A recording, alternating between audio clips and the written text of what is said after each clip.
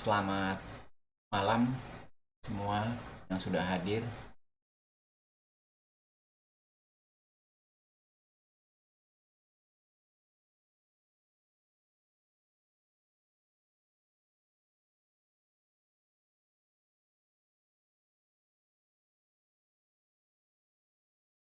Apakah suara saya terdengar jelas? Jelas, Pak. Oke, baik. Ya, terima kasih untuk kehadirannya ya. Eh, Tepat waktu. Jadi hari ini kita adalah pertemuan ke-11 dari biasanya 16 ya, 16 pertemuan.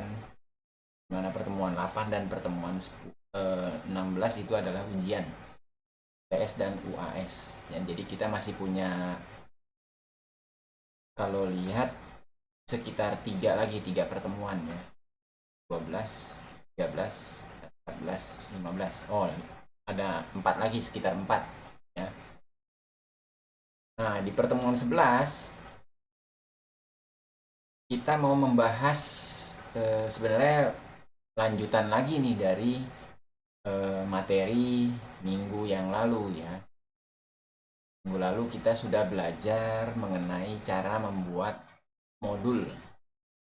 Kalau kita sudah bisa membuat fungsi, lalu sudah bisa membuat modul, yaitu kita mengumpulkan semua fungsi yang kita punya. Nah, topik hari ini, topik minggu ini adalah kita ingin menyempurnakan lagi, ya, menyempurnakan eh, program yang kita susun, baik itu fungsi atau modul, ya, atau bahkan eh, program script programnya itu sendiri. Ya, jadi topik hari ini adalah mengenai penanganan error. Ya, jadi kalau setiap kita membuat program adalah sesuatu yang tidak mungkin kita bisa hindari, adalah terjadinya error. Error ini apa?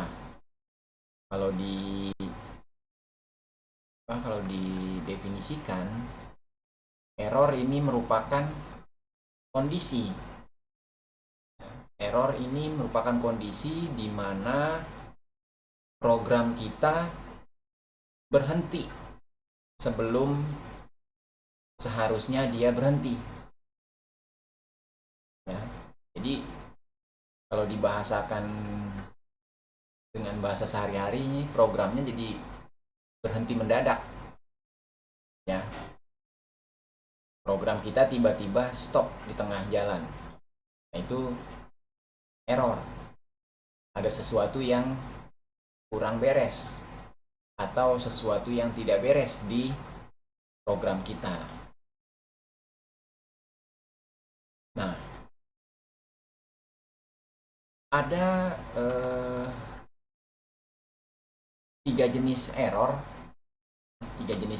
yang umumnya ada dalam setiap kegiatan pemrograman. Nah, ini pun ada di dalam bahasa Python.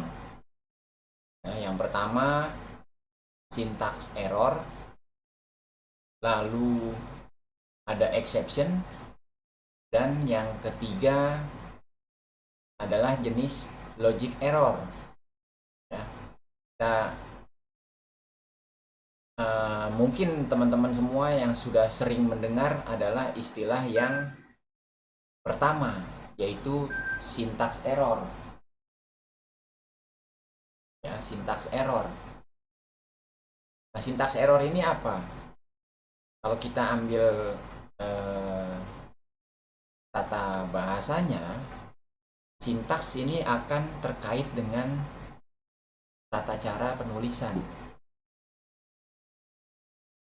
Jadi kalau kita lihat dari bahasanya, Sintaks error adalah error yang terkait dengan cara kita menulis kode program. Ya. Nah, bentuk error yang pertama ini merupakan error yang sangat mudah untuk diperbaiki, untuk ditemukan. Kenapa? Ya. Kenapa demikian? Karena kalau teman-teman menulis kode program, ya, pasti kan semua menggunakan tools, yaitu IDE, Integrated Development Environment. Nah, jadi teman-teman menggunakan tools yang namanya IDE. Nah, IDE ini akan sangat-sangat membantu sekali untuk kita menghindari atau kita mengkoreksi bila terjadi sintaks error. Ya, sintaks error ini kalau dilihat, misalnya terjadi ketika kita salah menggunakan operator dalam kode kita. Ya, kita menggunakan misalnya di sini contoh, kita mau mengukur berapa panjang string yang ada di dalam kurung, ya, dan kita mau bandingkan sebenarnya dengan angka 4, tetapi karena kita salah menulisnya, maka ini terjadi sintaks error.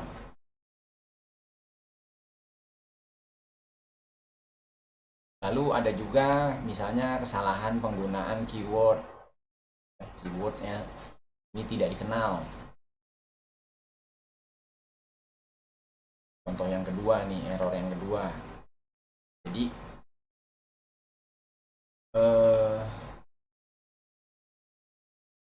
kalau kita lihat, harusnya ini bukan FR, ya, tetapi kira-kira apa nih? Ada yang ingat mungkin?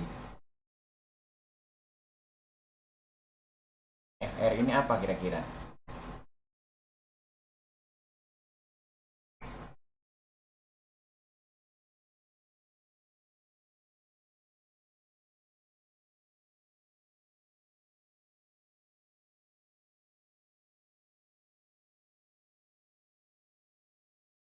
Ada yang tahu? FR kira-kira?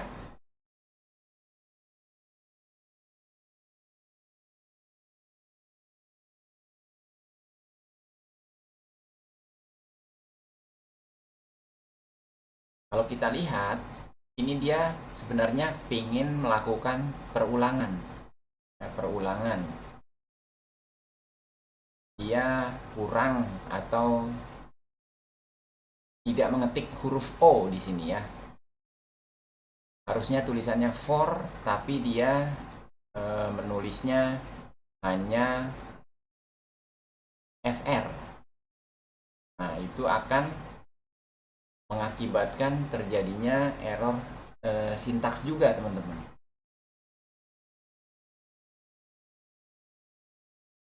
Nah, jadi ketika kita menggunakan IDE, ya,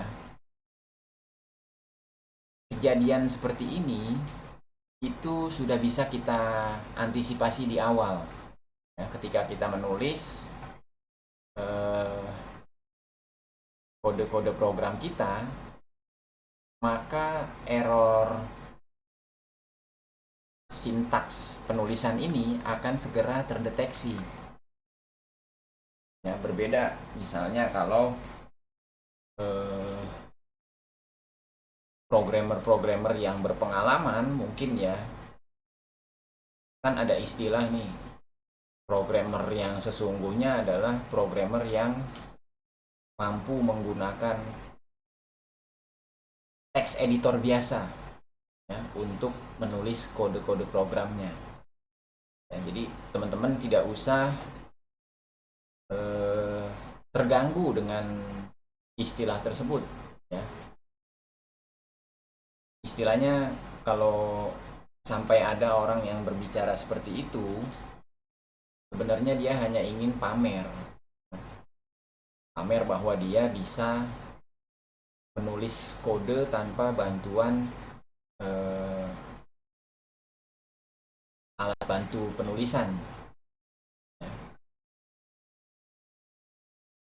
Hampir di semua perusahaan di Indonesia ya tidak pernah ada yang mensyaratkan programmer yang terbiasa menggunakan misalnya hanya Notepad ya, atau bahkan kalau di Linux dan di Macintosh hanya menggunakan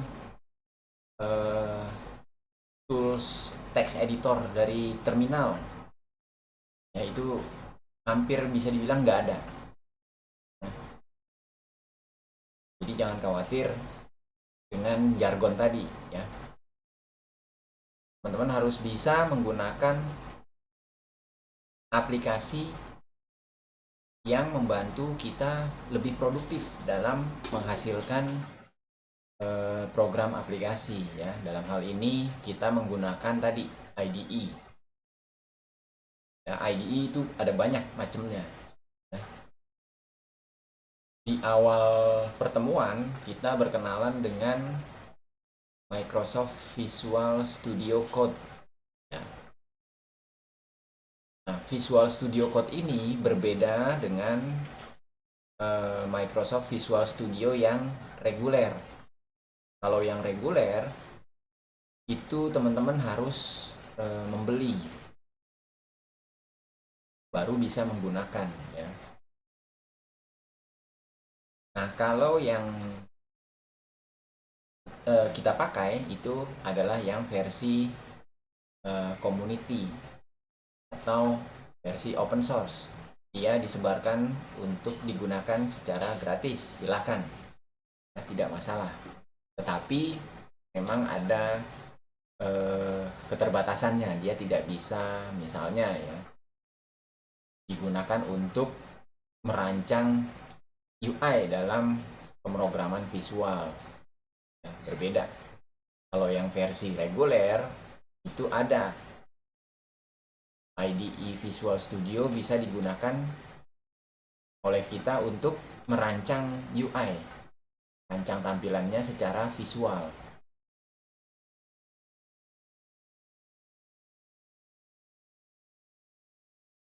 Kalau teman-teman lihat ya, nanti pada saat mengetik di IDE,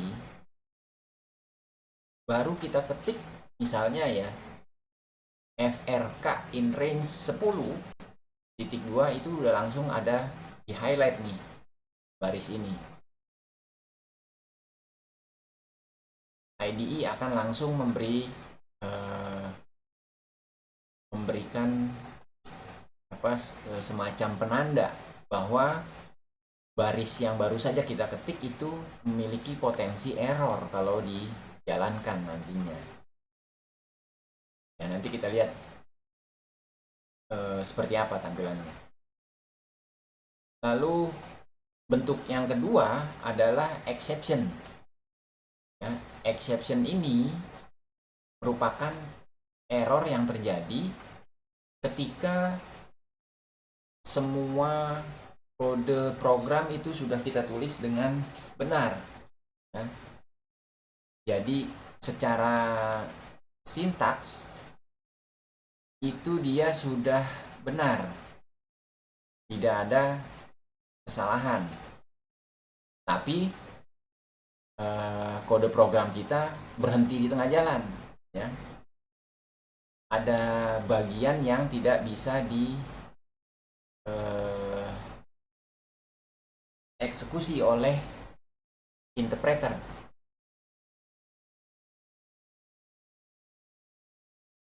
Ya, jadi ketika programnya berhenti, interpreter akan melaporkan pesan kesalahannya. Lalu program kita akan berhenti juga. Ya. Ini error yang bentuknya exception. Misalnya ketika terjadi error pada saat kita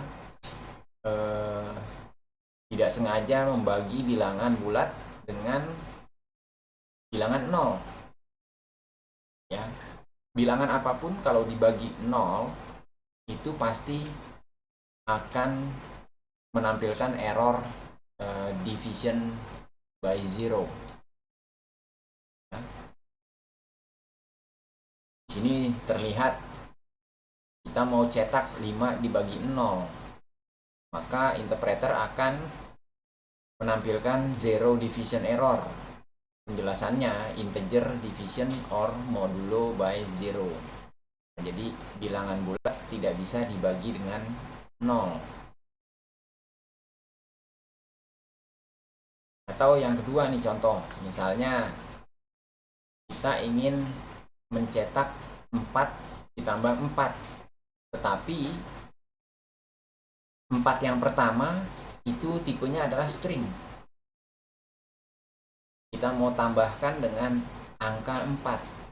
Nah, ini juga akan menampilkan error ya. Jadi interpreternya bingung. Ini sebenarnya mau ngapain? Ya. Mau menambahkan string 1 dan string 2 atau mau menjumlahkan bilangan 1 dan bilangan 2. Ya, karena dia beda tipe nih. Yang satu berupa huruf 4 ya. Yang satu berupa bilangan 4. Ini juga bisa menampilkan exception ketika program dijalankan.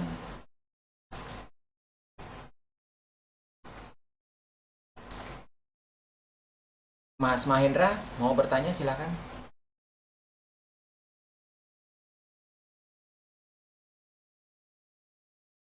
Belum pencet tadi Pak, kepencet. Oh, oke. Saya lanjutkan ya.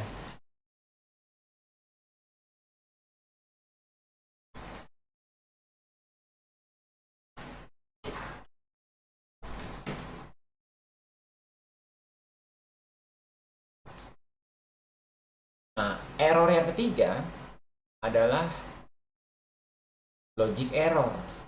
Nah, ini error yang terjadi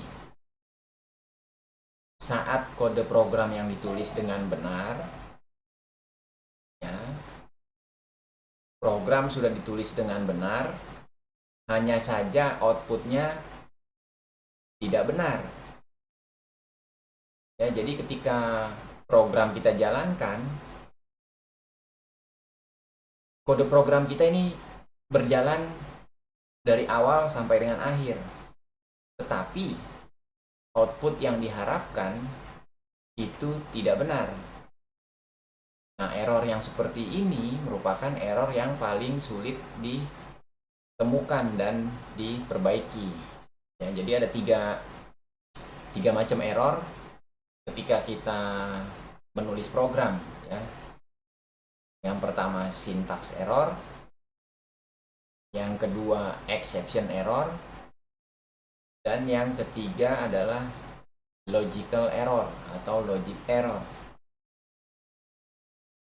Ya, kalau yang pertama mudah untuk kita tangani, yang kedua itu agak sedikit tricky untuk ditangani, yang ketiga ini sangat sulit, paling sulit untuk ditangani. Ya, sulit dalam arti bukan tidak bisa diperbaiki atau apa ya, atau fatal ya, enggak, tetapi dia tetap bisa ditemukan ya.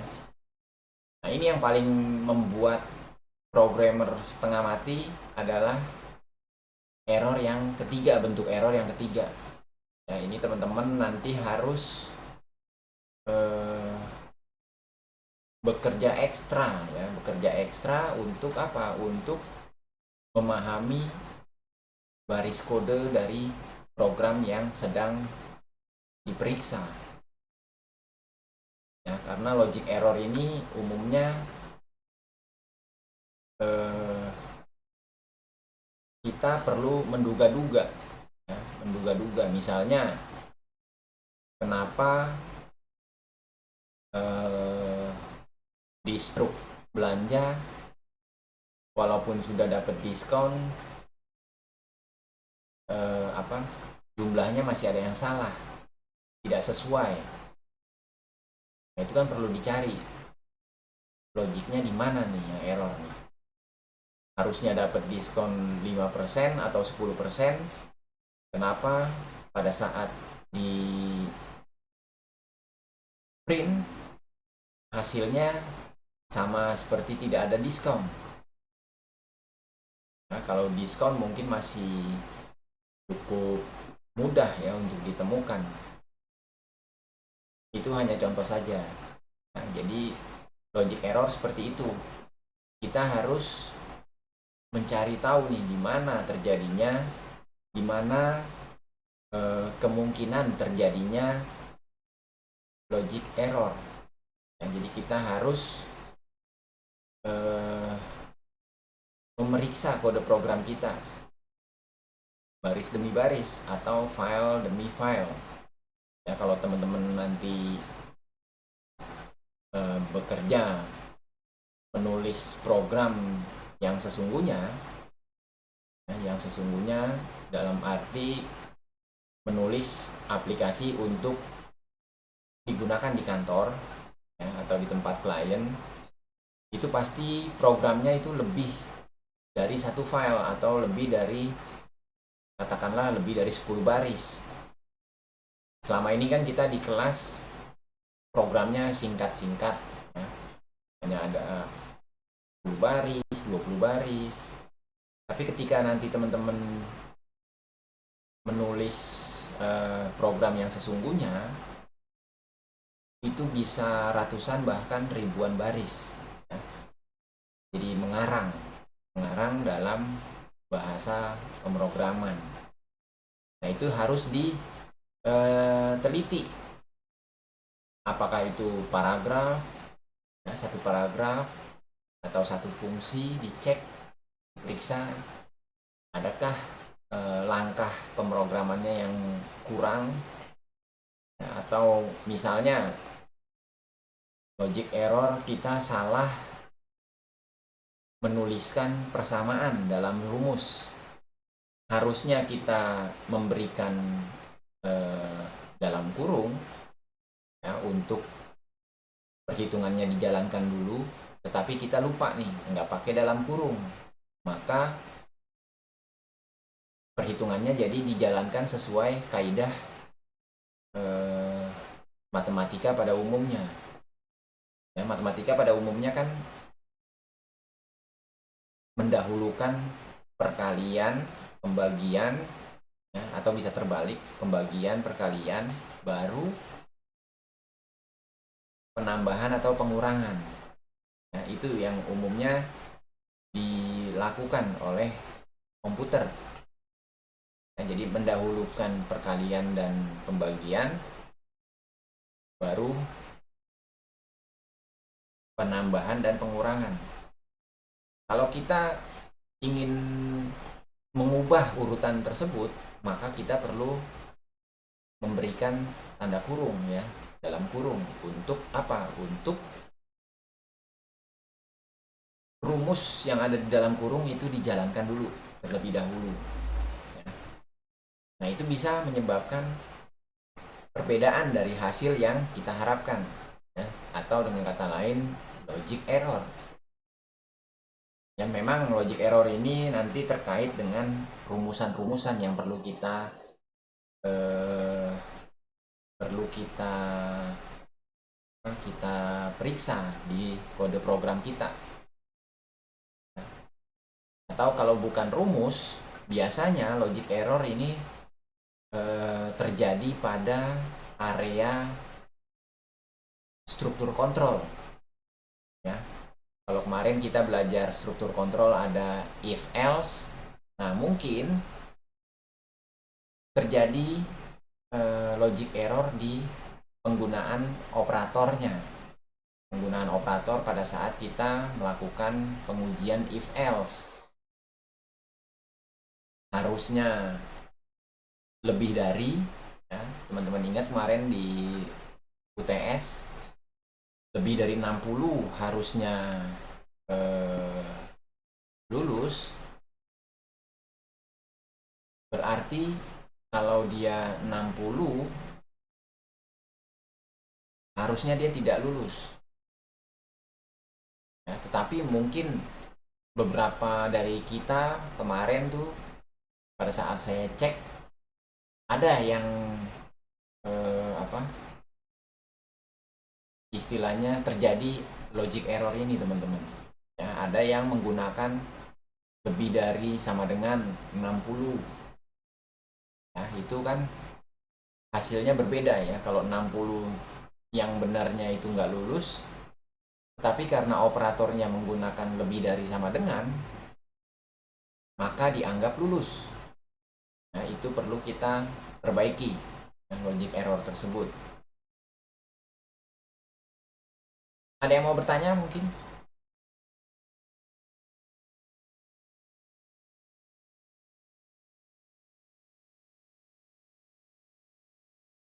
Kalau boleh saya yang tanya, teman-teman kalau boleh milih, maunya milih yang mana?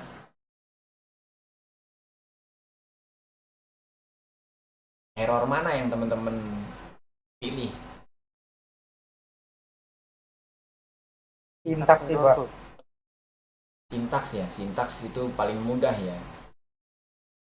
Iya, Pak. Kenapa milih sintaks? Karena lebih mudah untuk diperbaiki, Pak. Kalau yang lain mungkin punya pendapat berbeda?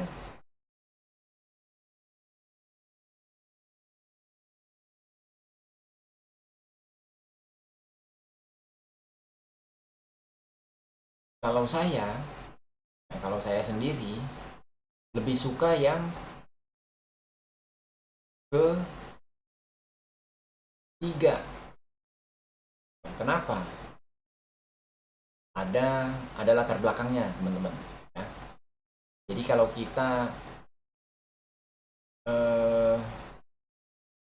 sering bertemu dengan logic error, itu keterampilan kita membaca logika akan terasah. Semakin sering kita membaca program yang memiliki logic error, maka kita akan terbiasa mengecek. Kita juga mikir jadinya. Ini harusnya bagaimana ya? Ini harusnya bagaimana ya? Jadi selain kita bisa menulis program, kita juga jadi terasah bagaimana kita membaca kode program orang. Nah, kalau sintaks error memang secara definitif dia sangat mudah sekali untuk dikenali. Ya. Tetapi untuk diri kita agak tidak terlalu membantu meningkatkan kompetensi kita sebagai seorang programmer, karena hal tersebut sudah bisa ditangani oleh IDE, ya, software yang kita gunakan untuk menulis kode program. Contohnya kalau kita misalnya menggunakan IDE di Visual Studio Code, nah, syntax error itu sudah bisa langsung disajikan oleh IDE kita, ya, oleh Visual Studio Code. Nah, kalau ini teman-teman lihat, apa yang berbeda?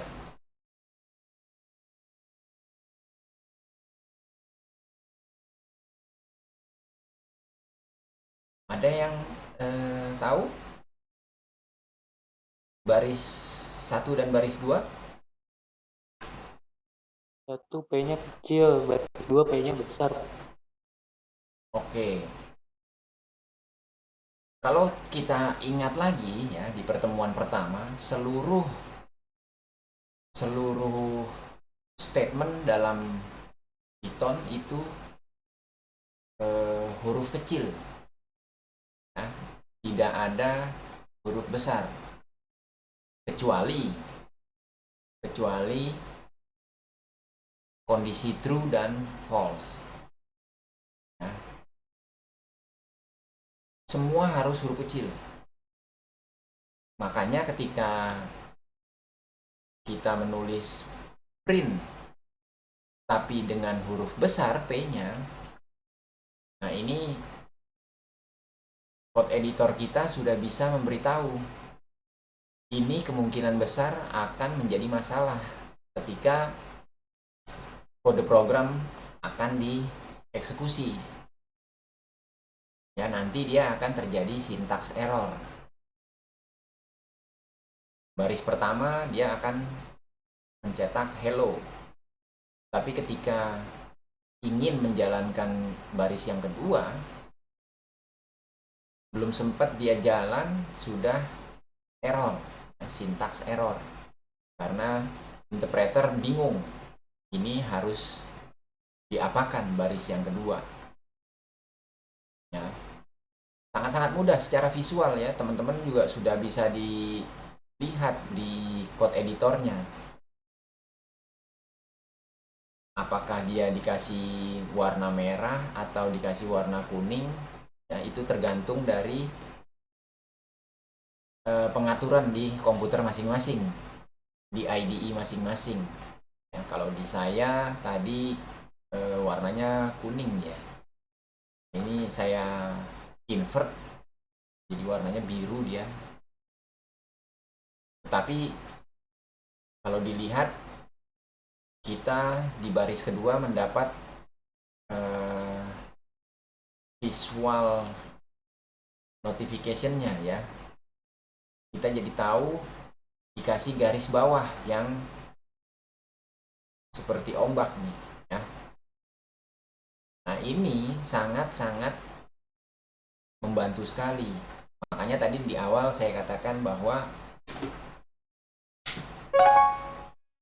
syntax error akan sangat mudah ditemukan, ya, didapati, dikoreksi kalau teman-teman menggunakan IDE dalam menulis program. Coba kalau teman-teman menggunakan teks editor biasa, ya, tentu ketika menulis print dengan P-nya huruf besar itu belum ada tanda-tanda bahwa akan terjadi syntax error. Nah, jadi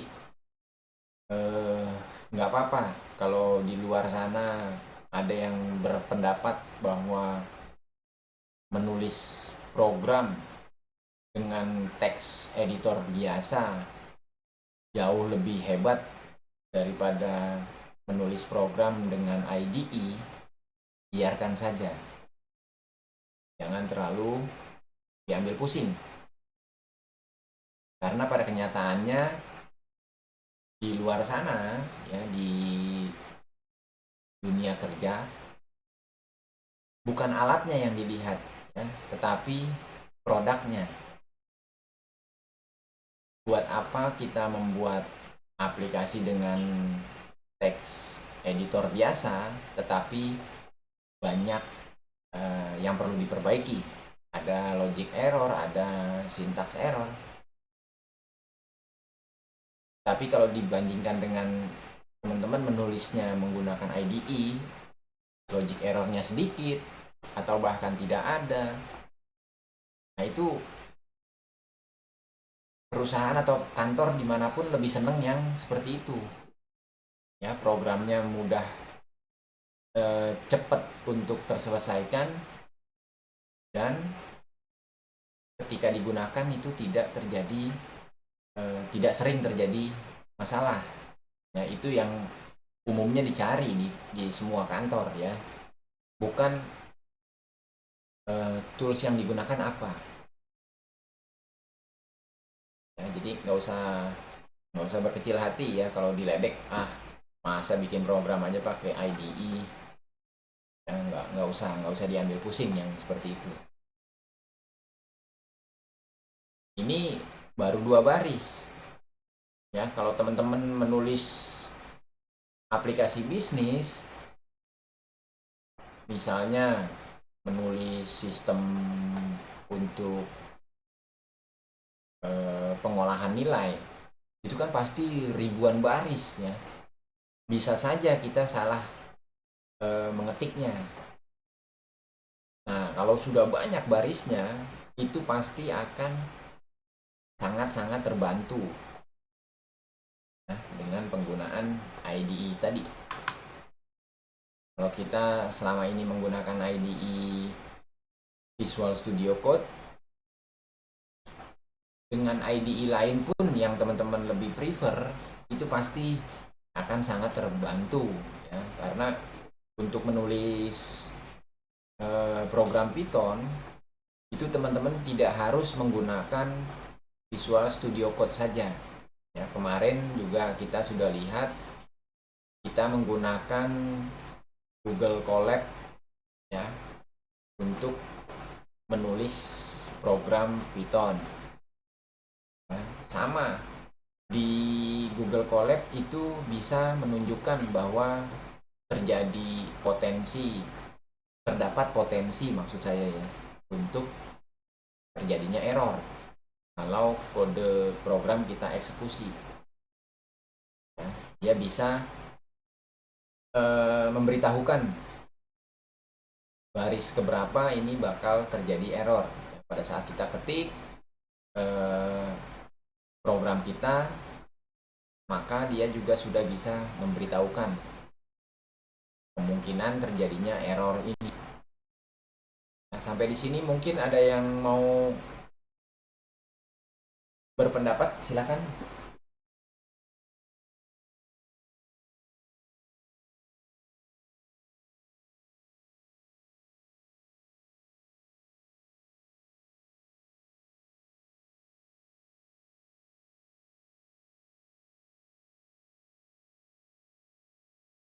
Mau tanya Pak, Ya, silakan.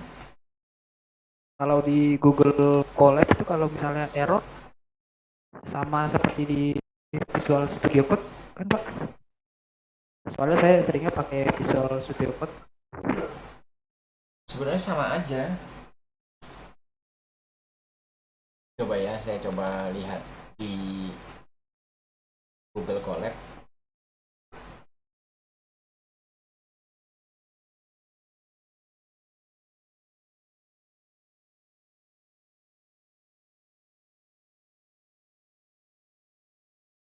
Sebenarnya Google Colab ini bisa kita install ya. Bisa kita install di lokal komputer kita.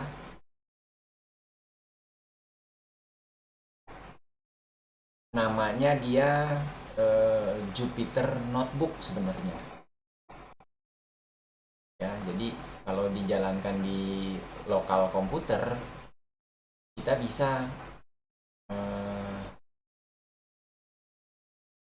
punya seperti ini, Google Colab ini ya.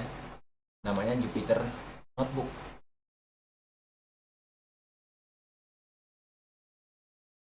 Ini contoh. Saya connect dulu ke resources dari Google. Untuk yang pertama ya, baris yang kedua saya misalnya tidak sengaja memberikan kemungkinan error seperti ini nih. Tuh, teman-teman bisa lihat ya, ketika saya belum ketik apa yang mau ditulis misalnya ya, itu dia bisa memberikan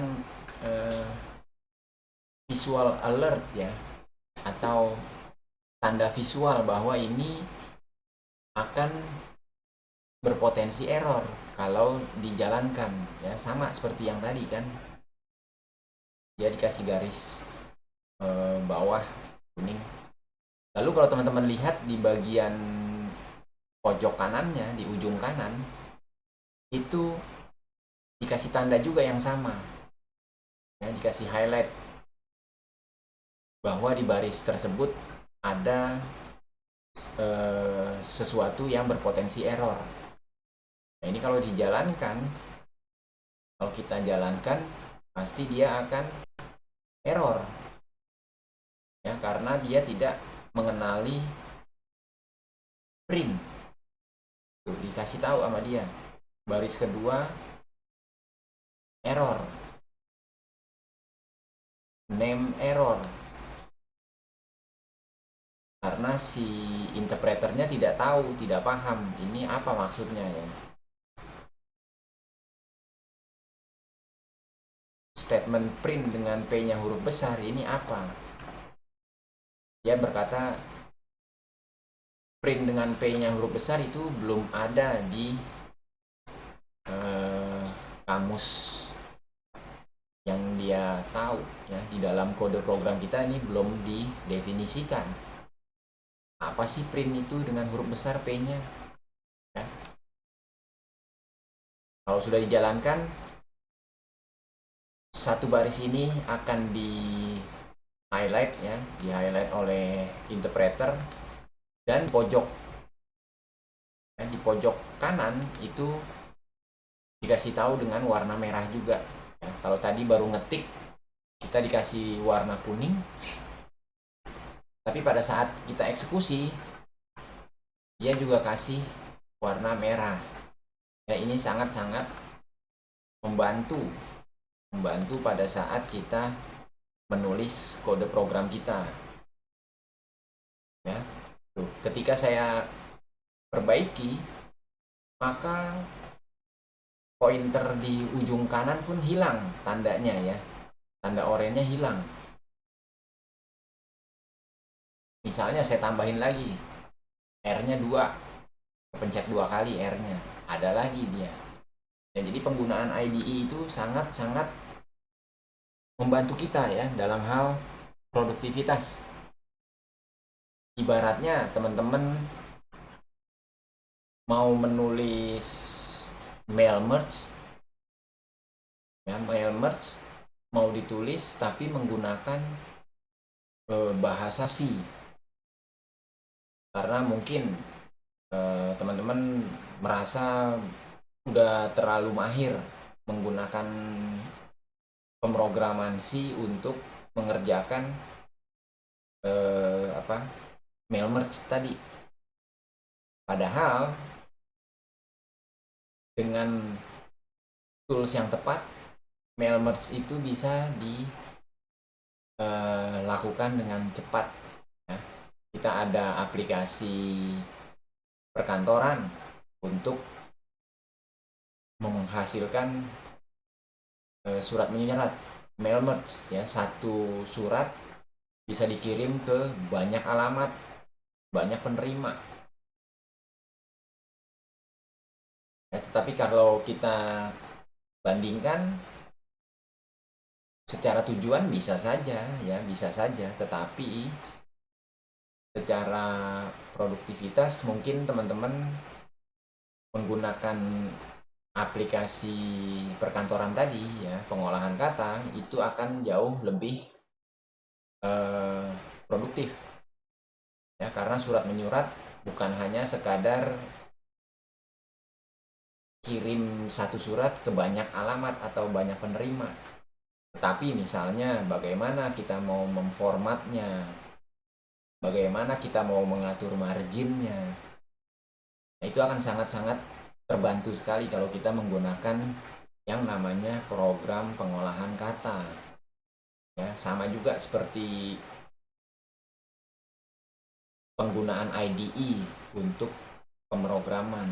Ya, apapun bahasa programnya, gunakan IDE yang memang bisa sangat-sangat membantu penyelesaian dari program yang mau kita buat. Begitu ya. Jadi tetap sama saja dia dengan Visual Studio Code. Ada Baik, lagi? Pak. Terima kasih, Pak. Ada lagi yang mau bertanya mungkin?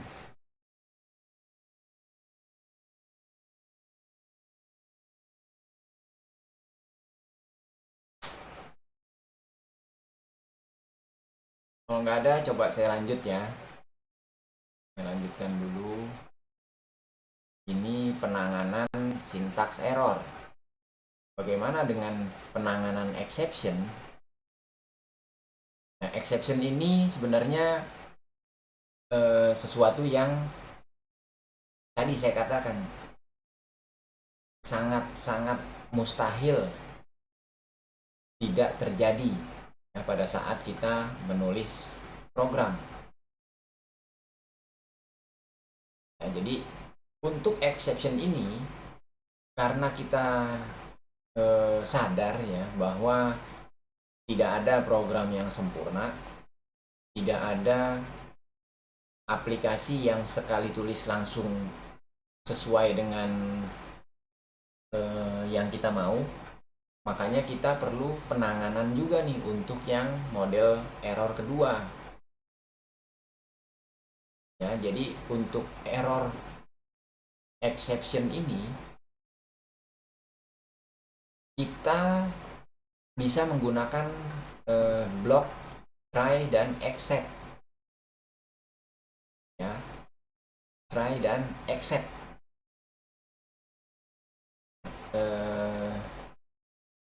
Penjelasannya, try ini adalah bagian dari program kita yang ingin kita uji, ya, kita jagain dari kemungkinan terjadinya error, ya, terjadinya exception.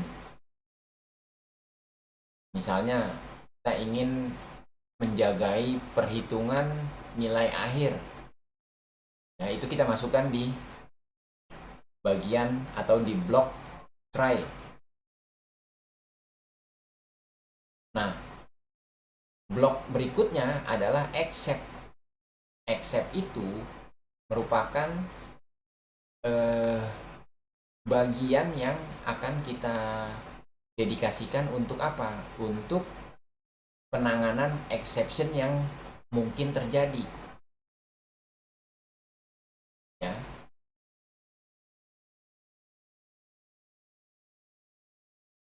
Di try itu logic atau bisnis prosesnya kita taruh di sana. Lalu di bagian exception itu untuk menangani kemungkinan exception yang akan kita jumpai. Ya, misalnya tadi exceptionnya apa? Division by zero, ya kita tulis di situ. Kalau terjadinya division by zero, itu apa yang akan dikerjakan oleh program?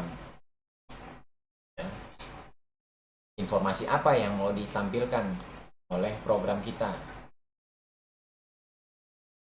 Nah, yang perlu kita ingat, blok try, ya, di try ini, misalnya di try ada 10 baris, ya. Di try ada 10 baris, di baris ketiga dia menyebabkan exception, ya. Menyebabkan exception exception division by zero tadi terjadi, maka sebentar ya.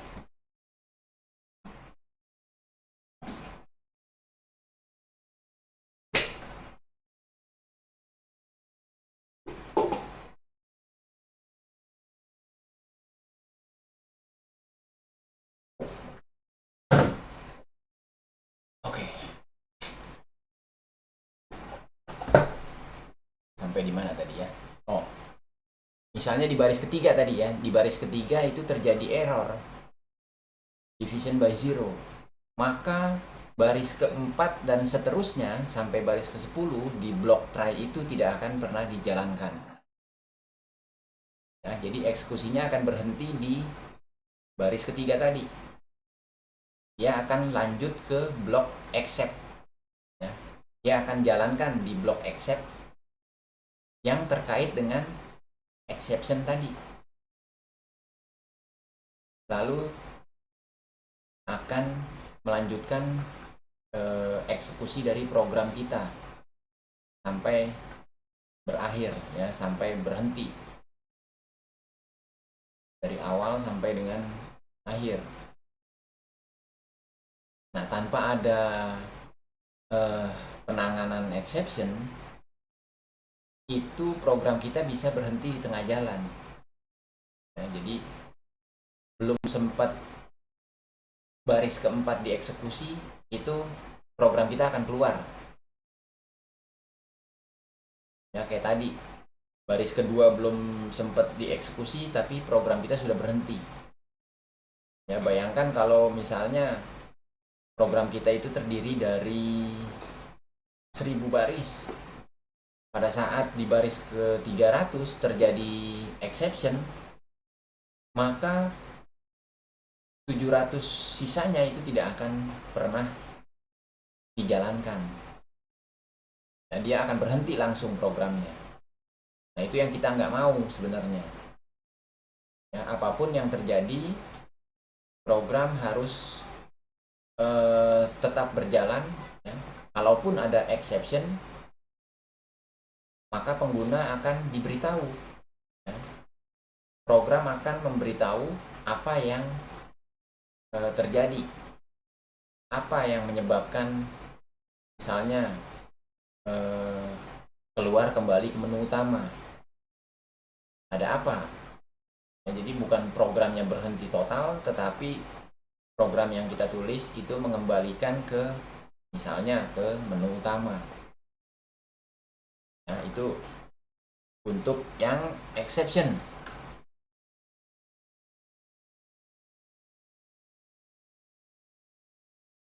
Nah, di exception ini juga ada blok tambahan ya, yaitu blok else dan blok finally.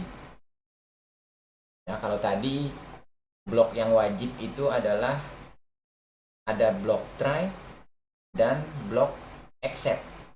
Itu wajib, harus ada. Ya, tetapi kalau yang else dan finally ini boleh ada, boleh tidak. Ya. Kalau yang else, ini bagian program yang dijalankan saat tidak ada exception yang terjadi. Nah, itu dijalankan. Lalu kalau misalnya terjadi exception, maka else ini nggak akan dijalankan. Ya. Nah, kalau yang finally berbeda lagi. Ini akan dijalankan. Blok exception ini akan dijalankan. Ada atau tidak ada exception, maka blok finally ini akan dijalankan. Misalnya, ya contoh, kalau ketika teman-teman misalnya membaca, mau mengambil data dari database, kan teman-teman melakukan koneksi dulu nih, koneksi ke database servernya ya. Nah, terjadi error, langsung jalan yang exception kan. Nah, finally ini untuk proses clean up sebenarnya ya. Clean up, kalau kita sudah membuka koneksi ke server, misalnya kita sudah melakukan koneksi ke database, lalu exception tersebut terjadi ketika kita ingin memanggil tabel yang tidak ada ya. Karena tabel nggak ada, itu kan bukan berarti connectionnya yang salah ya, tetapi tabelnya yang nggak ada. Nah, finally ini digunakan untuk merilis secara langsung ya koneksi ke database, kita tutup di bagian finally ya. Di blok finally ini kita bisa gunakan untuk menutup koneksi ke database server, contohnya seperti itu ya. Jadi ada atau tidak ada exception, koneksi ke database server kita tutup di bagian atau di blok finally ini ya. Membuka koneksi atau menghubungkan program dengan database server ada di blok try, tapi menutup koneksinya itu harus kita taruh di finally ya.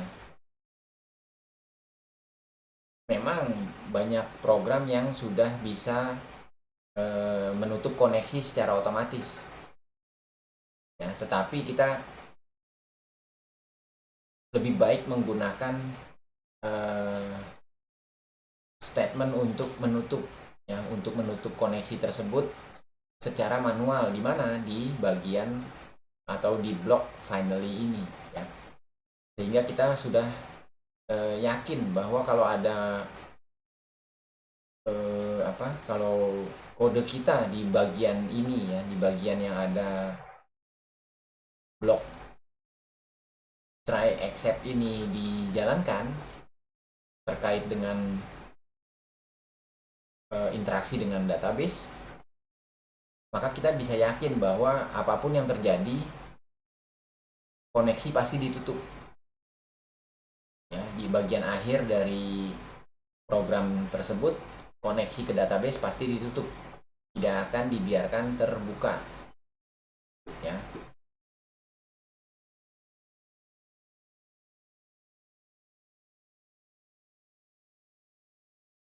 Nah, kalau secara lengkap contohnya ini seperti ini nih, coba saya zoom ya. Kita punya blok try dulu ya. Di sini kita coba periksa baris perintah ini ya, print 5 dibagi 0, lalu di bawahnya ada print stringnya ini. Kode ini tidak akan dijalankan ya. Karena apa? Karena baris perintah sebelumnya ini akan menampilkan error division by zero. Nah, ini kan di blok try nih ada dua statement ya, ada 2 kali print. Lalu di bagian atau di blok except-nya kita tambahkan except zero division error SA ya. Kita mau print print gitu ya. Jadi ada 2 kali eksekusi print ketika terjadi zero division by maksudnya zero division error ya kalau sampai itu terjadi, dan pasti terjadi ya karena ini 5 dibagi 0. Nah, block else, print try block executed if there is no error. Ya, kalau nggak ada error, blok ini akan tercetak nih. Ya, kalimat try block executed if there is no error ini akan ditampilkan. Tetapi semenjak ada exception, maka bagian else ini nggak akan dijalankan. Nah, kalau yang finally, ya tadi kan saya bilang kalau yang finally itu apapun yang terjadi, ada atau tidak ada exception, dia akan selalu dijalankan. Ya, jadi kode-kode yang ada di block finally itu akan dijalankan. Nah, jadi teman-teman bisa lihat mirip seperti ketika teman-teman menulis fungsi ya, atau jangan fungsi deh,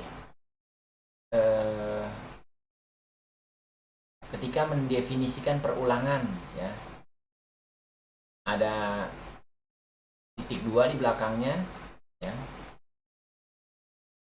for x in apa titik 2. Nah, turun itu agak masuk dulu, agak masuk berapa jaraknya ya, berapa spasi, berapa huruf, semua sejajar seperti itu. Nah, jadi kalau try-nya masuk satu huruf ya ke dalam, maka statement berikutnya pun masuk satu huruf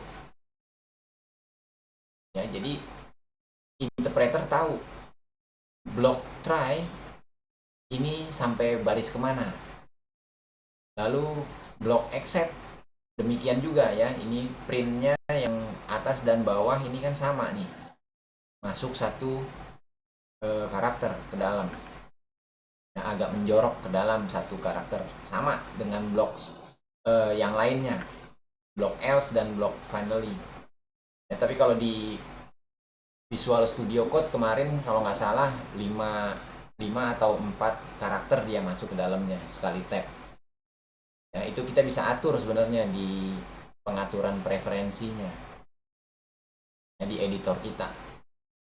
Nah, ini contoh kalau kita implementasikan tadi ya. Nah, ini yang sangat-sangat jarang sekali saya temukan di program yang ditulis oleh programmer kita, programmer di Indonesia ya. Mereka selalu berpegangan program yang dia tulis pasti benar. Program yang dia tulis udah paling benar. Makanya jarang sekali nih programmer menggunakan exception handling ini ya, penanganan. Wah, ini salah nulisnya ya, penanganan nih, salah nih tulisannya, judulnya ya, penanganan exception itu sangat-sangat jarang ditemukan ya. Padahal program yang bagus ya, kalau kita bagus menangani exception, program kita ini tidak akan pernah berhenti di tengah jalan ya. Kalaupun dia berhenti di tengah jalan, pesan errornya itu akan sangat-sangat jelas ya. Misalnya di sini kita kasih keterangannya ada bilangan dibagi 0 ya, maka nanti outputnya pun begitu, ada bilangan dibagi dengan 0 ya. Kalau tanpa ada exception handling, maka itu program akan berhenti dengan error yang bahasanya tadi ya, bahasanya yang sangat-sangat teknikal. Belum tentu si pengguna bisa paham ya. Makanya perlu kita latih ya, tertib menggunakan atau mengimplementasikan exception handling tadi. Ini maaf ya, judulnya salah nih, salah ketik kebanyakan. Harusnya penanganan logic error. Nah, untuk yang ketiga, sebelum masuk ke yang ketiga, mungkin ada yang mau bertanya, silakan.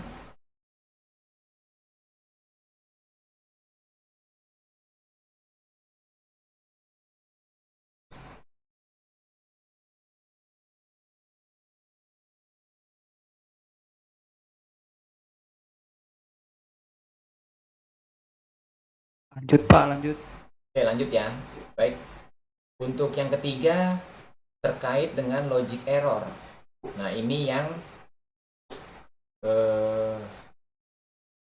biasanya prosesnya lumayan bikin lelah. Ya. Kenapa? Kalau yang tadi di blok di exception handling itu kan kita memang repot di sana ya, tetapi kita tahu repotnya hanya sebatas itu. Sebatas misalnya menambahkan 10 baris kode untuk exception handling. Nah, kalau logic error programnya berjalan tapi kan tadi hasilnya nggak sesuai nih ya. Nah, penanganannya mau nggak mau kita harus melakukan proses debug ya. Debug itu mencari letak potensi terjadinya logic error di program kita. Nah, ini merupakan proses yang dilakukan secara manual, baris demi baris. Kita harus pahami. Nah, kita baca baris demi baris kode untuk menemukan di mana posisi logic errornya. Ya. Nah, untuk debug ini kita juga dimudahkan, ya, dimudahkan ketika kita menggunakan IDE, ya, pada saat kita menulis program kita.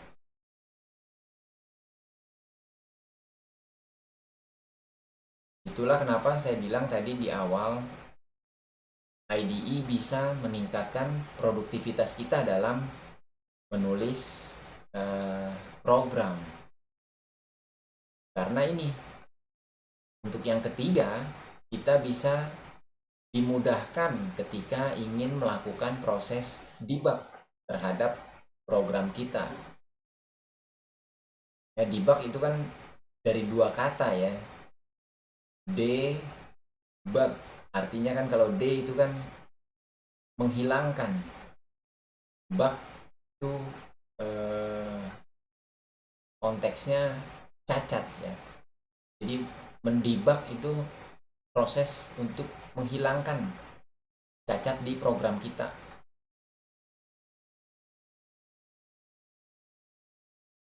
Caranya bagaimana? Caranya itu kita telusuri dulu kode program kita, ya. Lalu kita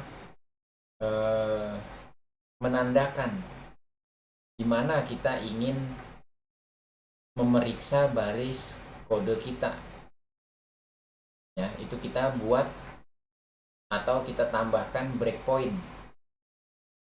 Ya, nanti kalau yang tekan tombol F5 ini tergantung dari IDE apa yang digunakan ya. Kalau di Visual Studio Code itu ada pilihannya ketika kita memilih dari menu run ya. Run ada dua jenis di sana. Run with debugging atau run without debugging. Ya, kalau kita ingin memulai pencarian error logic, maka kita cari menu run, lalu submenunya adalah run with debugging. Ya. Nah, ini akan menjalankan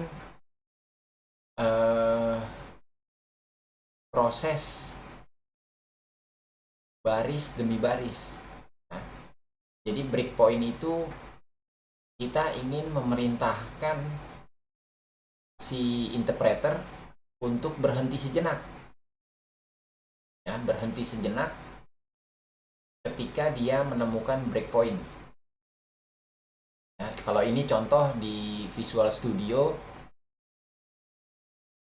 pada saat teman-teman eksekusi debuggingnya, ya, menjalankan debug, maka di bagian toolbar ini icon-icon ini, icon debug ini akan aktif. Ya.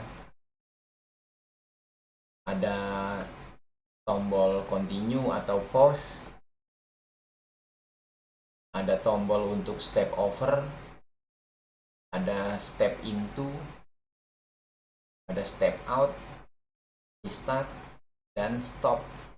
Nah, umumnya yang kita gunakan itu adalah yang step over nih, yang ini nih, F10 nih. Biasanya tombol ini yang akan kita sering gunakan pada saat mendebug.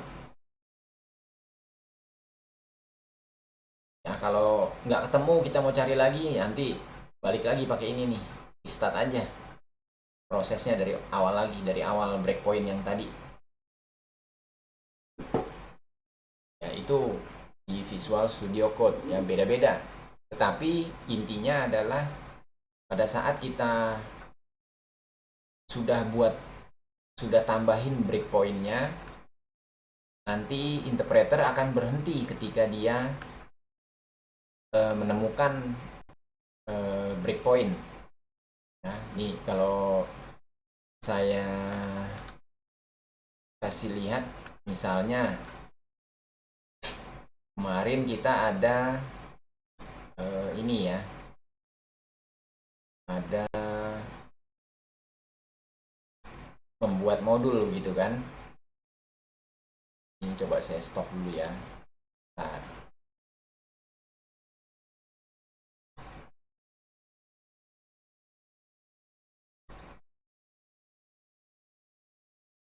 Ini saya tidak pakai Visual Studio Code. Nah, ini ada editor lain lagi. Agak ringan dia daripada Visual Studio Code.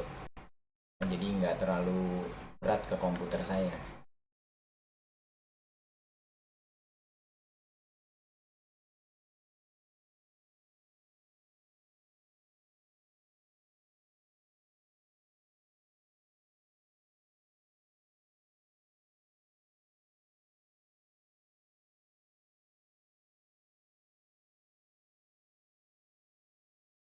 Nah, jadi ketika saya ingin menambahkan, misalnya ya, menambahkan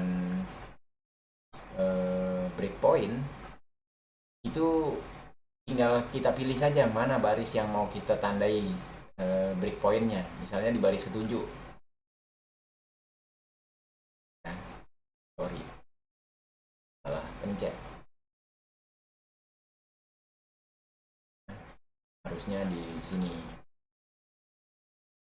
Di baris ketujuh ini saya double klik, maka akan ada titik warna merah ya. Ini tandanya breakpoint. Atau gini deh, jangan di 7 ya, di 4 dan di 11 ya, kita punya breakpoint. Nah, ketika saya coba debugging atau di sini run debug ya, maka dia akan eksekusi programnya berhenti dulu nih di baris keempat yang tadi saya udah tandain ya, baris keempat. Lalu yang tadi kita coba jalankan satu demi satu pakai yang step over. Tuh, lihat teman-teman ya, dia berhenti baris demi baris ya, mencetaknya juga ketika kita step over dia baru nyetak ya. misalnya kita lanjutkan gitu ya, belum ketemu di situ, kita lanjutkan. Nah, interpreternya nanti dia berhenti lagi karena dia menemukan ada breakpoint baru lagi.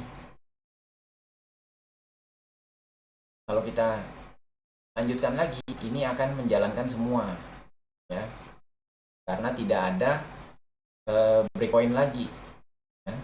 Ini program cuma 14 baris di sini, jadi masih cenderung mudah untuk kita lihat secara kasat mata ya.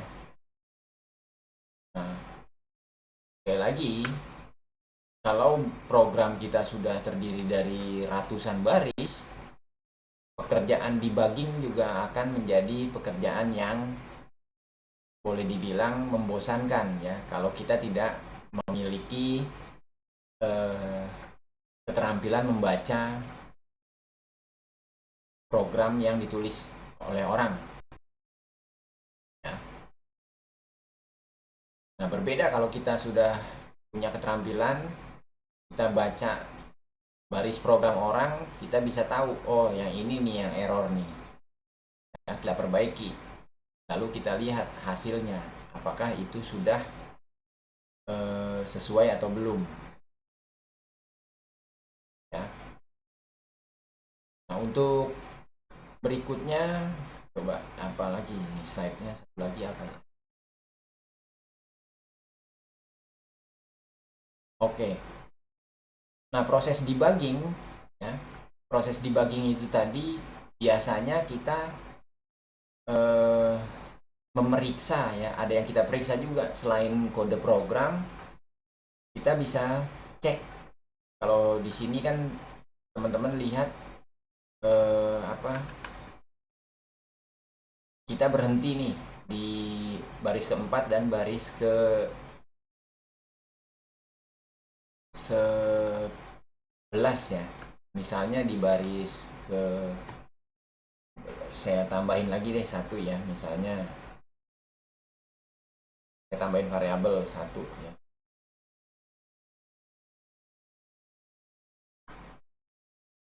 Jadi breakpointnya pindah nih ke 12 ya.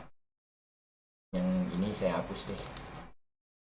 Oke, saya save, lalu coba lagi ya. Nah, jadi kegiatan debugging itu sebenarnya bisa membaca atau memeriksa variabel atau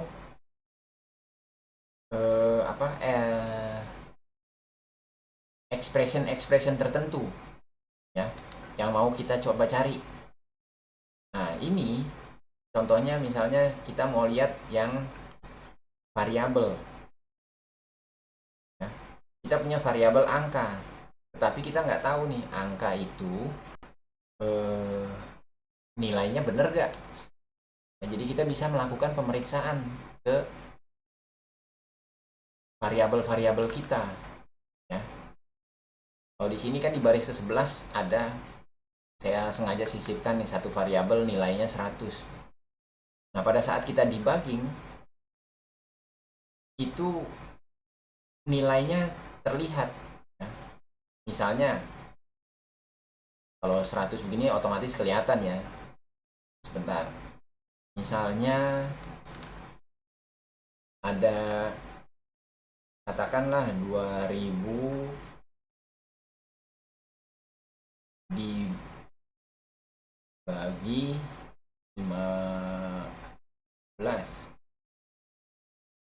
jangan dibagi deh, kali 34.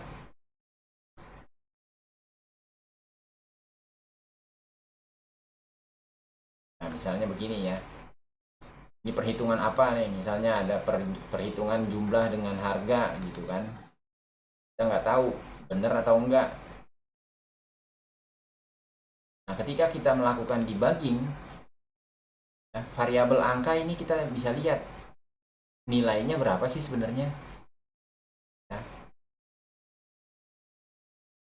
Jadi selain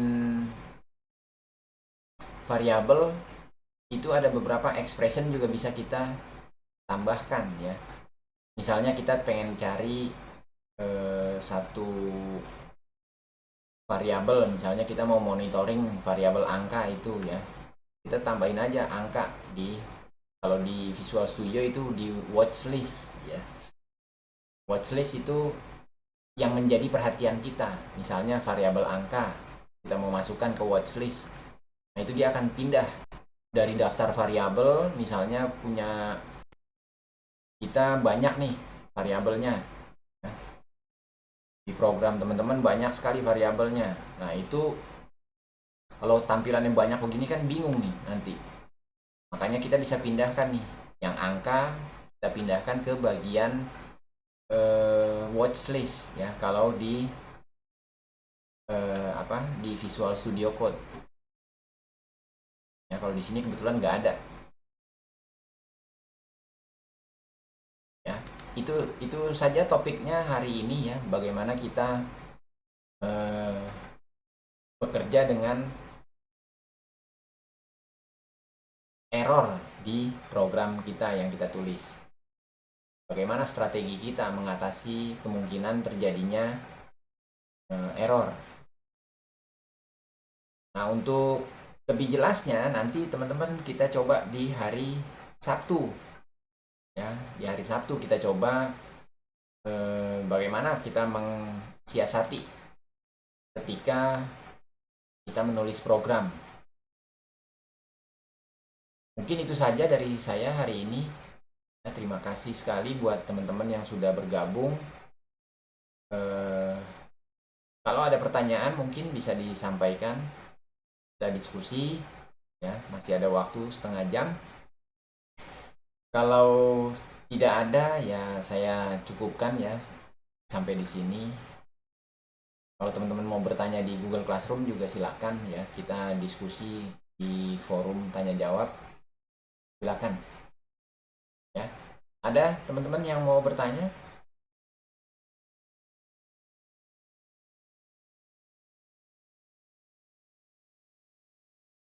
Nggak ada mungkin, Pak. Cukup ya. Nanti hari Sabtu aja kita coba ya. Kita coba lihat masing-masing mengerjakan. Yang bingung silakan ya, kita diskusi di hari Sabtu nanti ya. Terima kasih sekali lagi saya ucapkan selamat malam. Kita jaga kesehatan masing-masing. Ketemu lagi di hari Sabtu. Terima kasih teman-teman semua. Terima kasih Pak. Jangan lupa